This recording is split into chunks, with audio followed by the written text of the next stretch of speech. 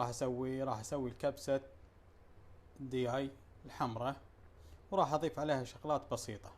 عندي هني دياية قطعتها على 4 اجزاء، عيش منقوع، الطماط حطيتها بالخلاط، المعجون طماط، السمنة، البهارات الصحيحة، ورق الغار، عود الدارسين، اللومي، الهيل.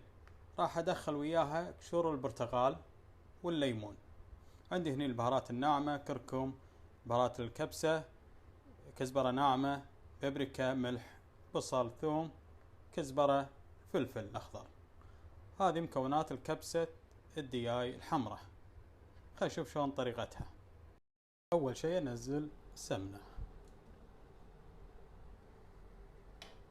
خليها تذوب شوي واحمسها مع البصل. أنزل البصل،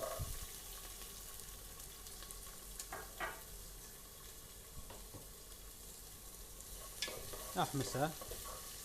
لما شوقر عندي البصل بدي انزل عليه الثوم والدياي واحمسها. الحين انزل الدياي مقطعه ومغسله عدل، نظفه.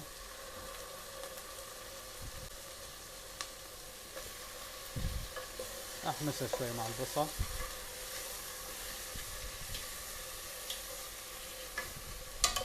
نزل البهارات الصحيحة مع الثوم،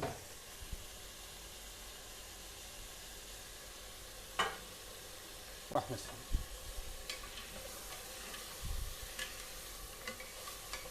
بعد ما حمستهم الحين انزل بهارات واعطيها حمسة بعد.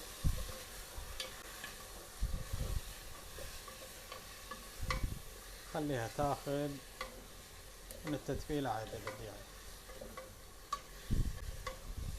الحين انزل قشور البرتقال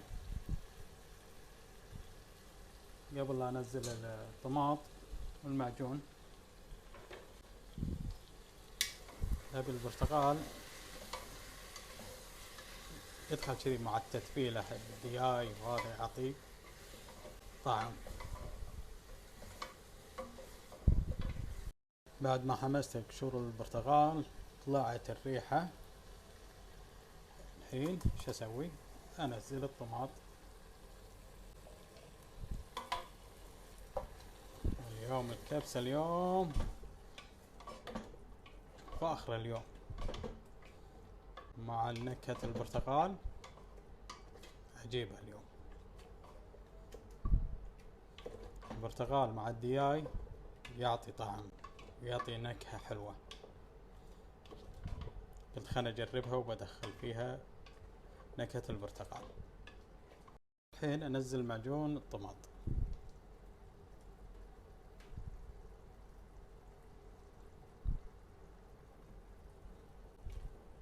بس كذي.